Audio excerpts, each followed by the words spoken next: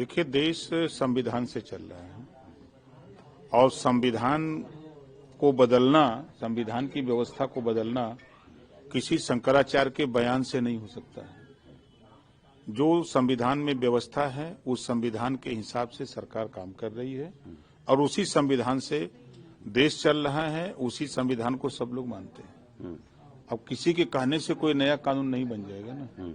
नहीं तो ये बताइए कि आप सुहेलदेव जी महाराज का नाम लेते हैं, आप कहते हैं आक्रांताओं से लड़े सुहेलदेव जी महाराज, तो सुहेलदेव जी महाराज तो गऊ को माता का दर्जा देते थे। तो शंकराचार्य का अगर ये आप लोगों से मांग है कि गऊ को राजमाता का दर्जा दिया जाए जैसे महाराष्ट्र में दिया गया, तो क्या दिक्कत है आप लोगों को देने में? हम लोगों को कहाँ दिक्कत है, तो दे दीजिए ना। गौ माता, गौ को तो माता ही लोग मानते हैं, तो दर्जा देने में राजमाता का दर्जा दे दीजिए। अब वो हमारे कहने से तो होगा नहीं या उनके कहने से तो होगा नहीं। हाँ, वो मामला जब कैबिनेट का है, कैबिनेट में जब ये प्रस्ताव आएगा तब फिर देखा जाएगा। जी, देखा जाएगा, कैबिनेट में प्रस्ताव आएगा तब देखा जाएगा। इसी बनारस में आपके जिलाध्यक्ष के नेतृत्व में आपके कार्यकर्ताओं ने खूब विरोध प्रदर्शन किया एक कैबिनेट मंत्री के खिलाफ कि सुहेलदेव जी महाराज की जयंती हो रही थी, उन लोग को जयकारा भी नहीं लगाने दिया गया।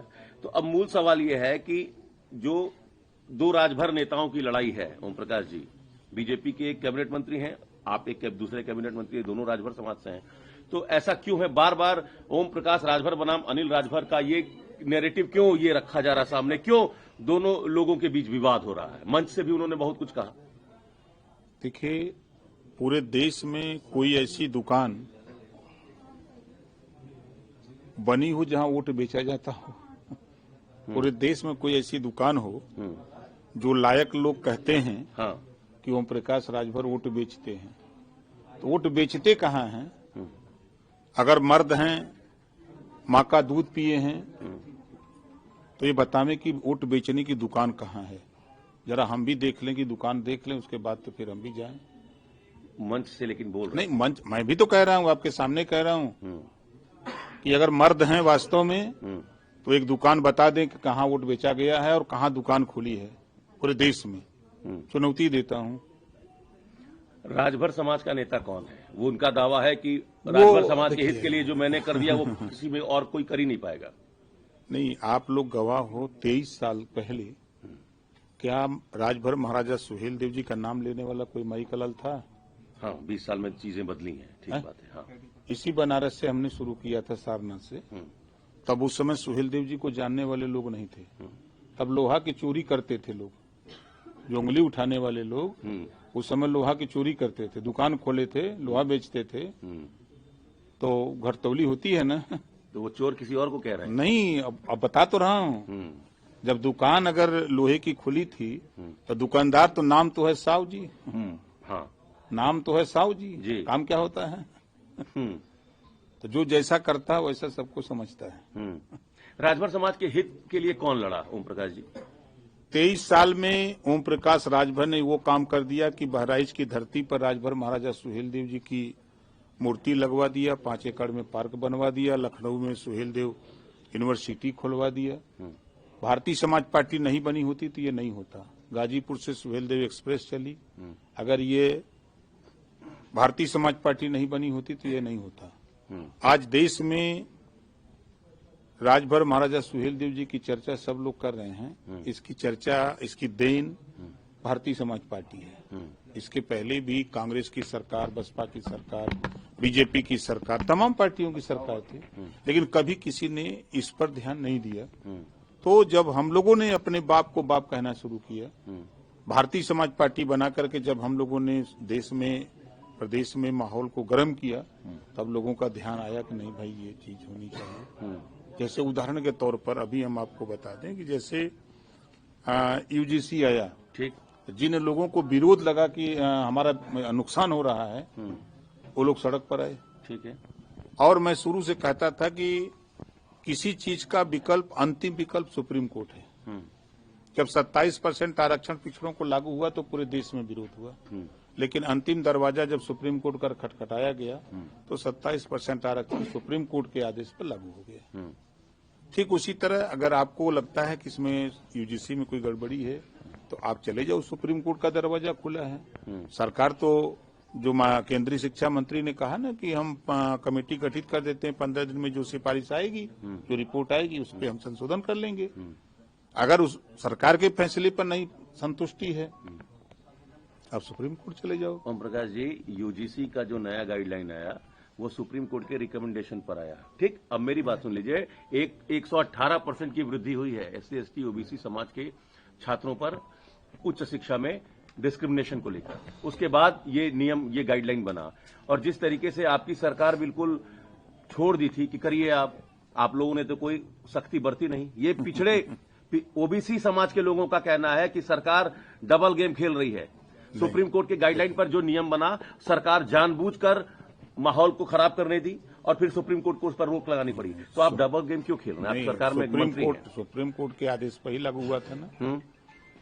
और यूजीसी कमेटी में 17 सामान्य वर्ग के लोग थे। एक दो नहीं, 17 लोग थे। एक लोग नहीं समझे, 2 लोग नहीं समझे, 4 नहीं समझे, 6 नहीं समझे, 17 हो एकदम नहीं समझ पाए।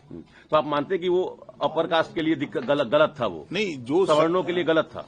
कहा गलत था गाइडलाइन? तभी तो आप कह रहे हैं कि सब विरोध कर रहे थे, तो इसका मतलब गलत नहीं। जो लोग विरोध कर रहे हैं, हाँ, तो उनके लिए मैंने कहा कि अगर आपको लगता है कि इस कानून में कोई गड़बड़ी है, हाँ, कोई चीजें गड़बड़ है, हाँ, तो उसके लिए दरवाजा खुला है सुप्रीम कोर्ट का। आप सुप्रीम कोर्ट जा सकते हैं, वहां से आपको न्याय मिलेगा। जिस तरह 27% आरक्षण का विरोध पूरे देश में हुआ, लेकिन पिछड़ा वर्ग गया सुप्रीम कोर्ट, उसको न्याय मिला। तो आप यूजीसी गाइडलाइन के आप अभी एक मिनट, आपकी नजर में यूजीसी गाइडलाइन सही है कि गलत? देखिए, केंद्रीय शिक्षा मंत्री ने कहा कि इससे किसी का न नुकसान होगा न नुकसान होने दिया जाएगा। ये माननीय धर्मेंद्र प्रधान जी ने खुद कहा आकर के प्रेस के सामने। आप मानते हैं उच्च शिक्षा में OBC SC ST के साथ ज्यादती होती है? आप पहले ये मानते हैं कि नहीं मानते? नहीं, बिल्कुल मानते हैं। अगर होता नहीं तो कानून में संशोधन क्यों होते? तो फिर सख्ती से क्यों नहीं लागू करवा रहे हैं आप लोग? तो लागू अब सुप्रीम कोर्ट का मामला है, सुप्रीम कोर्ट स्टे दिया है। अध्यादेश लाने, आप तो SC ST के खिलाफ जो सुप्रीम कोर्ट का डिसीजन आया, आप अध्यादेश लेकर आए कि नहीं है? सुप्रीम कोर्ट के आदेश पर लेके आए। हाँ, तो आप अध्यादेश क्यों नहीं लेकर आ रहे? यही तो सवाल है भाई। सुप्रीम कोर्ट ने डेट दिया है ना 13 मार्च का। ठीक है, तो अब उसका 13 तारीख तक जो सुप्रीम कोर्ट के गाइडलाइंस है, उसको हम नकार नहीं सकते ना। तो SC ST OBC की लड़ाई ओम प्रकाश राजभर लड़ेंगे? काहे नहीं लड़ेंगे? हम तो सबकी लड़ाई लड़ते हैं। नहीं, फिर आप डिप्लोमेटिक आंसर नहीं। आप देखिए, SC ST OBC की लड़ाई लड़ेंगे? किसी कानून से अगर किसी का नुकसान समझ में आ रहा है, किसी वर्ग का, तो उसके लिए अंतिम दरवाजा सुप्रीम कोर्ट है। आप अपनी बात वहां जाके कह सकते हैं कि हमारा इससे नुकसान हो सकता है, इसमें संशोधन कर लिया जाए। ठीक है, यही सुप्रीम कोर्ट में दाखिल भी हुआ है। तो उसके बाद सुप्रीम कोर्ट के सुनवाई के बाद आगे का रुख आप स्पष्ट करेंगे? हाँ, बिल्कुल। समाजवादी पार्टी PDA पंचांग बंटवा रही है और PDA का नारा लगा रही है। एक बार भी आपके मुंह से PDA समाज को लेकर कुछ नहीं निकला। चुनाव सामने है, अब PDA समाज का वोट अगर समाजवादी पार्टी को मिल जाएगा तो आप कहेंगे कि फिर इसमें भी दिक्कत है? देखिए, PDA का फार्मूला पहले समझ लीजिए। परिवार डेवलपमेंट अथॉरिटी है। अभी वो PDA पाठशाला चलाए, तो PDA पाठशाला में बताते थे कि अखिलेश डिम्पल का परिवार है, ये पढ़ा रहे थे। जब 5 साल अखिलेश यादव जी मुख्यमंत्री थे, 3 सितंबर 2013 को हाई कोर्ट ने आदेश दिया कि 27% आरक्षण का लाभ 12 जातियां उठा रही हैं, इसको बांट करके सभी जातियों को दिया जाए। तब PDA याद आया? तब तो PDA याद नहीं आया। और नाई, गोंडपाल, प्रजापति, बिंद, केवट, मल्ला, राजभर, चौहान, आरा, कर्कवंशी, बंजारा, बहेलिया, खंगार तो याद नहीं आया। जोल्हा, दुनिया, अंसारी, साईं, दर्जी, फकीर याद नहीं आया। तब तो खाली याद आया कौन? उनकी जाति। अपनी जाति को चीन चीन के लड्डू बांट रहे थे। आज PDA की बात कर रहे हैं, आप देखिएगा ना। PDA पंचांग में जनेश्वर मिश्रा जी की जयंती है, VP सिंह जी की जयंती है। वो कह रहे जो भी महान है सब PDA समाज से हैं। नहीं, आज क्यों याद आया? नहीं, पहले से तो कहा लोकसभा के समय से कह रहे हैं। आज हम आपसे सवाल करते हैं कि 5 साल मुख्यमंत्री अखिलेश जी थे, कभी राजभर महाराजा सुहेलदेव जी की जयंती पर या विजय दिवस पर 2 फूल या 1 फूल चढ़ाए हों? बता दो। तो सुहेलदेव जी कोई राजभर जी, बरेली के सिटी मजिस्ट्रेट जो बर्खास्त सिटी मजिस्ट्रेट है, वो कल शंकराचार्य से मिले हैं। उन्होंने आशीर्वाद दिया, यूजीसी बिल के खिलाफ उन्होंने तारीख भी तय कर दी, इसको वापस लें। आप पढ़े लिखे लोग हो भाई। देखो, कोई व्यक्ति अगर इस्तीफा देता है ना, तो तो उसका बीमारी का कारण होता है, पारिवारिक समस्या हो सकती है, इसके लिए तब इस्तीफा दे सकता है। वो यूजीसी और शंकराचार्य के नाम पर कोई इस्तीफा नहीं देता है। लेकिन वो तो दे दिए। वो ड्रामा रहा यार, दे दिए अरे इस्तीफा। आप पढ़े लिखे हो, आप समझो वो पहले। दे इसी नाम पर मैं दिए कह हैं। रहा हूँ, हाँ, तो आप इसी नाते उसके खिलाफ कार्रवाई हो रही नहीं। आप इस्तीफा अनएक्सेप्ट करके बर्खास्त कर दीजिए। नहीं, देखो ये ड्रामा था, राजनीति में आने का एक रास्ता ढूंढा जा रहा तो था। कौन करवा रहा है? मंचन किसका है? कौन ड्रामा करा रहा है? वो अग्निहोत्री कर रहे हैं। तो करा कौन रहा है ये तो बताइए। अलंकार नहीं, के पीछे वो कौन है? खुद कर रहे हैं। नगर में अलंकार किस पार्टी के संपर्क में है? हैं? किस पार्टी के संपर्क में आप कह रहे हैं ना? कौन मंच सी? में आने का आपको पता है ना कि माता प्रसाद पांडे से कौन बात किया था? आप बताओ, बात कौन किया था? खाली सवाल पे सवाल करना तो जानते हो, अंदर देखो क्या हो रहा है। कुछ जानकारी रखा करो, तब पूछा करो। ये राजभर है, राजभर ऐसे नहीं बोलता है, राजभर सीना ठोक के बोलता है। ठीक है, चलिए।